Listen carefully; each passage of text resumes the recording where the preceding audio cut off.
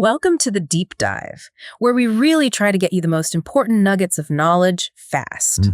Today, we're diving deep into something pretty fascinating. Corporate endurance.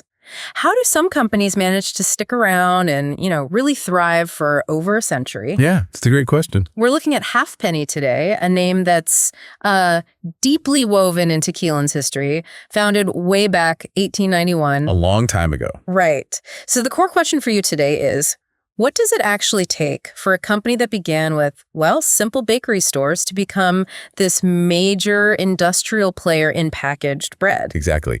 And for this deep dive into Halfpenny, we've got a great set of sources. We're drawing on internal company documents, their financial statements, industry articles too. Good stuff. And what this shows, I think, is how an industry like bread making seems traditional, right? Totally. It's actually surprisingly dynamic. I mean, just in Keeland, this market is worth over $2.5 billion. That's Keeland dollars in 2024. So our mission here is really to unpack Halfpenny's journey, understand where they sit in the market now, look at the cutting edge innovations shaping their future, and check out their financial health. Okay. By the end, you should have a really clear picture of what makes a company like Halfpenny tick, stay relevant for over 130 years. All right, let's get into it. This company's journey. It starts, as I said, 1891. Martha and Bert Halfpenny, they just opened a small bakery store. Simple beginnings. Yeah. Fast forward to 1916, and they'd already grown quite a bit. 10 stores, all served by one single purpose-built bakery. Sounds like, steady, pretty standard growth for the time. It does. But here's where it gets really interesting, I think. There's this pivotal shift in 1948. Okay. That's when Joseph Halfpenny, the founder's grandson, he takes over. Right. And he completely transforms the business. By 1952, he makes this huge decision to close all the retail stores. All of them? Wow. All of them. To focus entirely on producing packaged bread sold just to grocery stores. Yeah. B2B. That's a massive change. Huge. And it was coupled with a pretty significant investment in what was then, state-of-the-art machinery, slicing, packaging. The technology angle. Exactly. And that, plus some advancements in ingredients, it dramatically extended the bread's shelf life. Right. Which is key for selling through grocers. Absolutely key. And this strategic pivot, this move, it just drove steady growth all through the 50s, 60s, 70s. It was a bold move, totally changing their whole business model. That pivot from retail to B2B packaged bread, yeah, that's huge.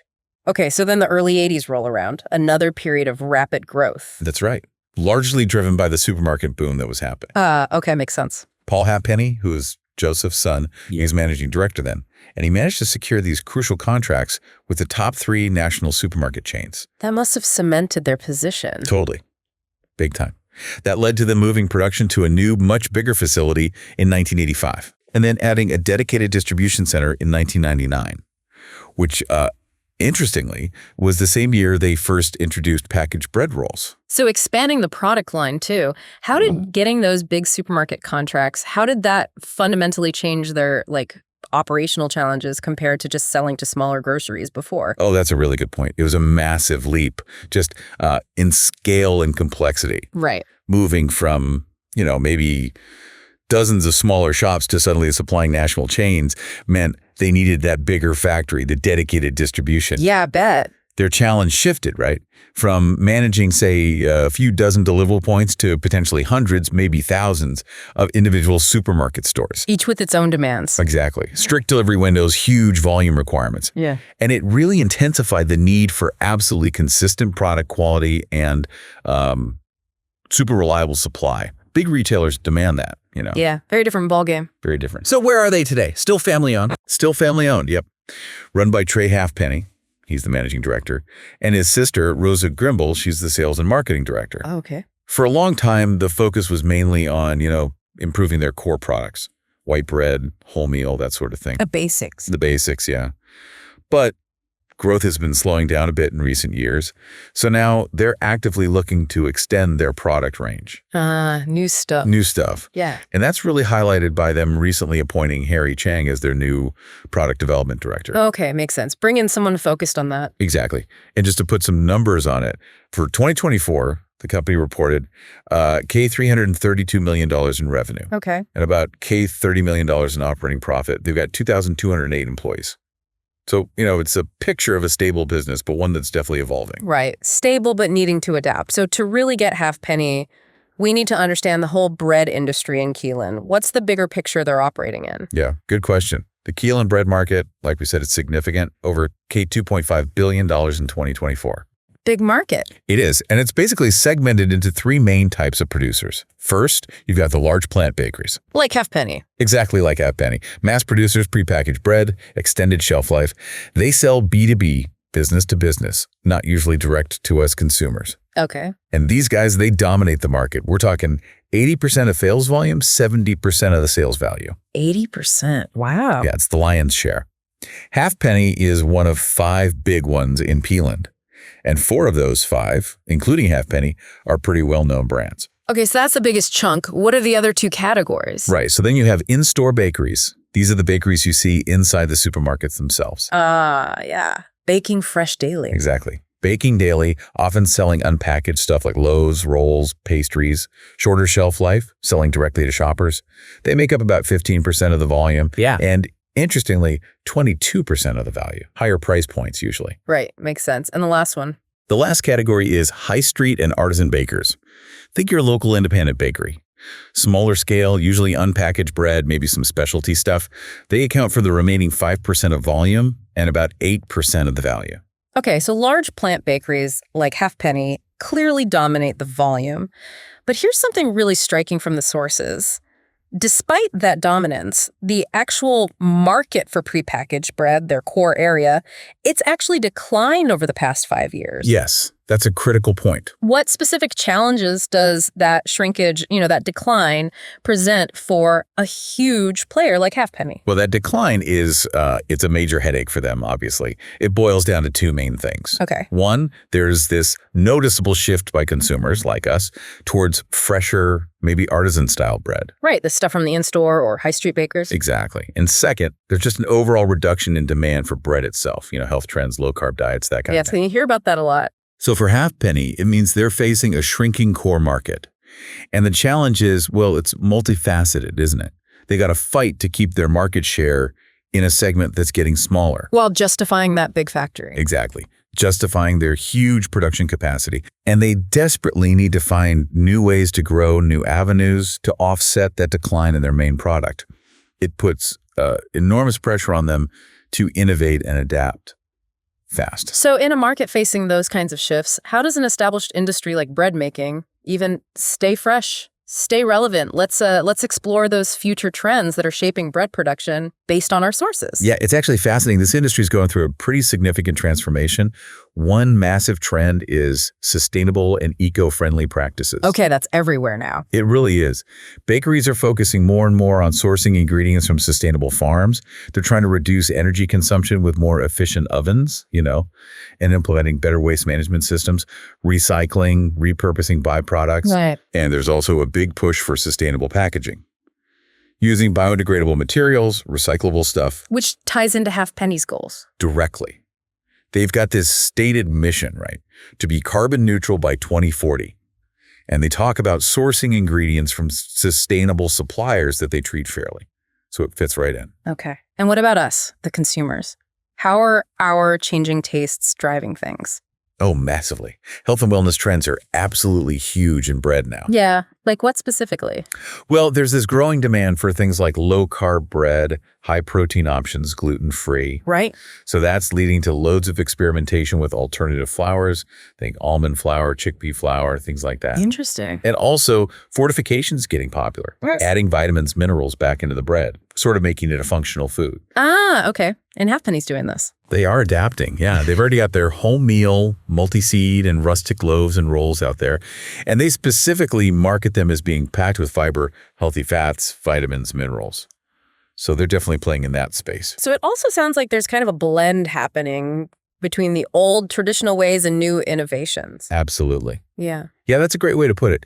Despite all the automation, there's this growing appetite for artisanal and specialty breads. Right. Things that use traditional techniques, maybe unique flavors, sourdoughs. Yeah. So bakers are trying to find that balance, between efficient mass production and that sort of craftsmanship feel. Tricky balance. It is. Yeah. And we're also starting to see moves towards personalization and customization. In bread, how does that work? Well, with more advanced production tech and digital ordering systems, the idea is that maybe customers could choose their own ingredients or even the shape of their loaf.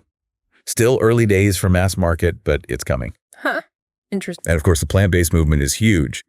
That's influencing ingredient choices, making sure things are suitable for vegans, flexitarians, which also ties back into the sustainability goals often. Okay. What about the actual baking process itself, beyond consumer trends? Any big changes in how bread is physically made? Yeah, there's innovation there too. Advanced baking techniques. One example is high pressure processing, or HPP. HPP. Yeah, it uses intense pressure, not heat, to kill microbes. Oh, boo. So it can extend shelf life without needing chemical preservatives. For that clean label trend. Exactly. Yeah. Big deal for clean labels.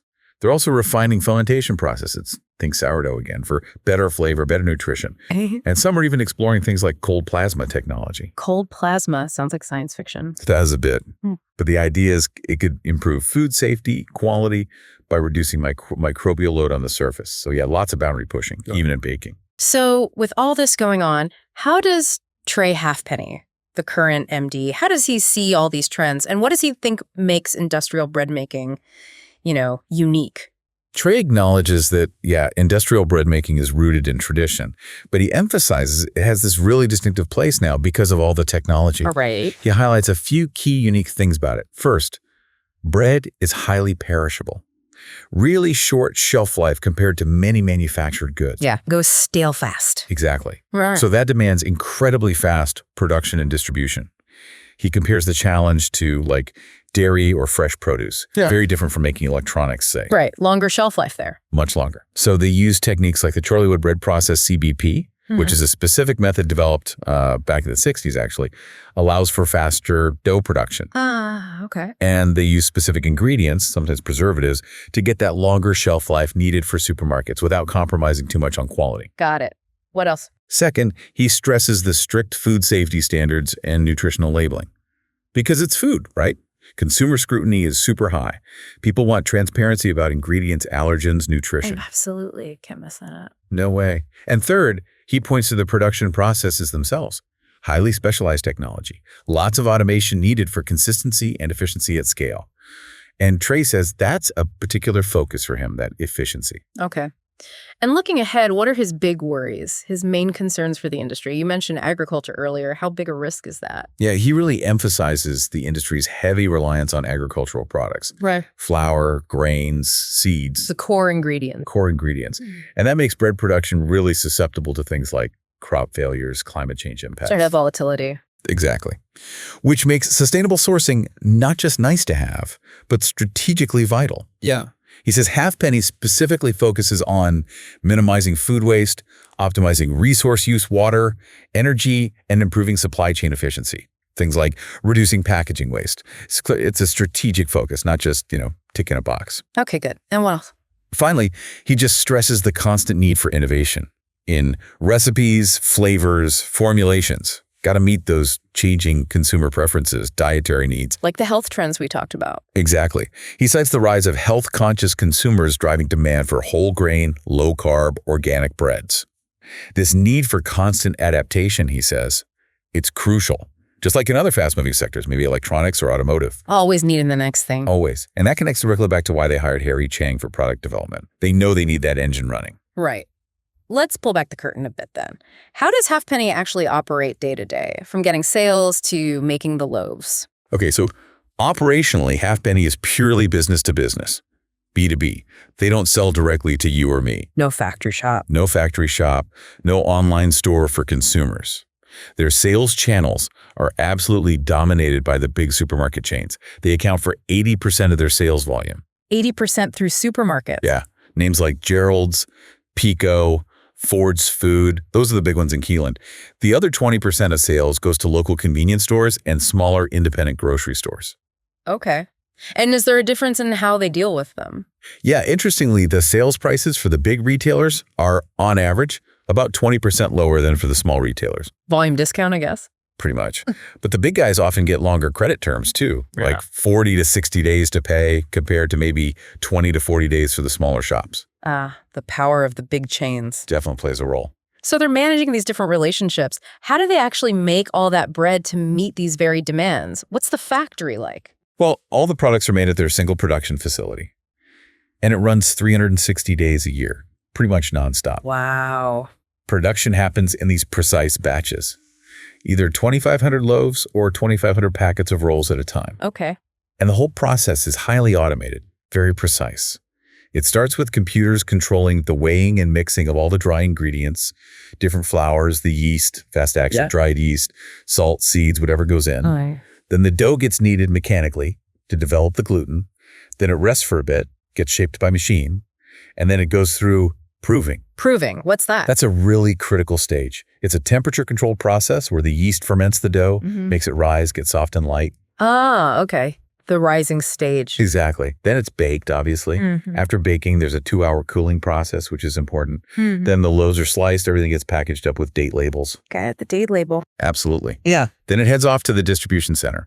And that whole production flow involves 5 key departments: mixing and kneading, shaping and proving, baking, cooling, and packaging. A real production line. And what about their raw materials? Where do they get all that flour and yeast from? And the distribution side sounds incredibly key with that short shelf life. What are the main headaches there? Okay, raw materials first. Their main ones are flour white, wholemeal, coarse grain, whole wheat. They get that from specialized suppliers located within about 50 kilometers of the factory. Close by. Good for logistics. Yeah, keeps transport costs down, helps freshness.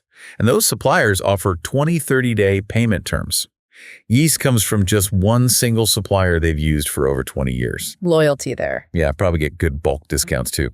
Grains and seeds, though, they source those from multiple suppliers, basically based on whoever offers the lowest cost at the time. Okay, a mix of strategies. Now, distribution. Right, distribution. Yeah. They have their own dedicated distribution center, conveniently right next door to the production facility. Makes sense. But the huge challenge, as you said, is speed. Even though the products technically have a use-by date of up to 2 weeks. Right. The internal goal is to get them dispatched out to the retailers within just 2 days of being baked. 2 days. That's tight. Extremely tight. Requires super careful inventory rotation, first in, first out, strictly managed, and really precise logistics planning. How do they handle the actual deliveries? They run their own fleet of vehicles. And they spend a lot of time optimizing delivery schedules to minimize travel time, fuel costs. The delivery pattern is pretty complex, though. The majority of deliveries go direct to individual large supermarket stores. Straight to the store door. Yeah. But the smaller convenience and independent stores, they might get direct deliveries too, or sometimes deliveries go to the store's central depots or warehouses first. Okay. Varied methods. Varied methods. And it's worth mentioning the distribution director, Syed Hussein, he's been pushing hard to make this whole process more sustainable, like replacing older diesel trucks with electric ones. Good move. That fits the overall strategy. It's perfectly, yeah. That is a huge operation. And the people behind it all, how many staff does it take to run this machine? Well, at the end of 2024, Halfpenny had 2,208 employees. Okay, sizable workforce. Decent size. Yeah. And the largest number are actually in distribution, 1,156 people, drivers, warehouse staff. Makes sense, given the logistics challenge. Totally. Production is next, with 827 employees, and we're seeing some focus on the workforce, too. New board members like Samira Kuma in HR. She's apparently focusing on new bonus schemes, trying to incentivize people. Okay. And Benjamin Juma, the new IT director, he's keen to implement even more manufacturing technology. So seems like a push on both people and tech efficiency. Right, investing across the board. Okay, let's dive into the numbers, the financials. How did Halfpenny actually perform in 2024, and what are they projecting for 2025? Okay, numbers time. In 2024, Halfpenny brought in revenues of $331.6 million. Okay, about $332 million. Yep. That generated a gross profit of $90.1 million and an operating profit of $29.8 million. So profitable. Profitable, yes. And those figures were actually a slight increase from the year before. So indicating pretty stable performance. Steady Eddie. Sort of. For 2025, the company is budgeted for stronger performance. They're projecting revenue to hit $350.6 million. Okay, aiming for growth. Aiming for growth. And a gross profit of nearly $98 million. So optimism there. But how profitable are the different products within that? You mentioned rolls versus loaves and the new specialty stuff. This seems absolutely critical, right? Especially with that push for new product development and the declining market for basic packaged bread. Yes, this is where it gets really, really interesting. And it highlights a key strategic issue for Halfpenny. Okay. If you look at the 2025 budget details, yes, bread rolls are a smaller slice of revenue overall. About $51 million versus nearly $300 million for loaves. Right, loaves are still the big seller. By far. Yeah. But their average gross profit margin on rolls is actually higher, 32.1% for rolls compared to 27.2% for loaves. How rolls are more profitable on average? On average, yes.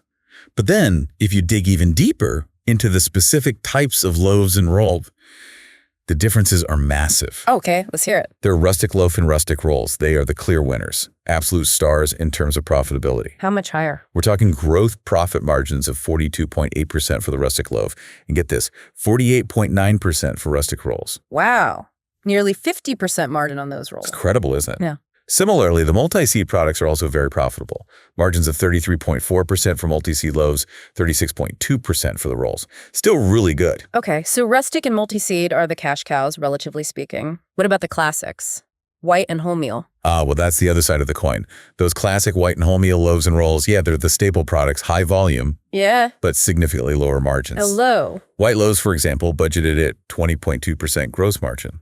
And wholemeal loaves, just 13.2%. Only 13% on wholemeal. That's tight. It really is. So this data, it doesn't just suggest, it screams the strategic importance of Halfpenny's push into new product development, focusing on these higher margin specialty items like the rustic and multi-seed ranges. Right. The future profitability seems tied to those. Absolutely. It seems the future isn't just about selling more bread, but selling more of the right kind of bread.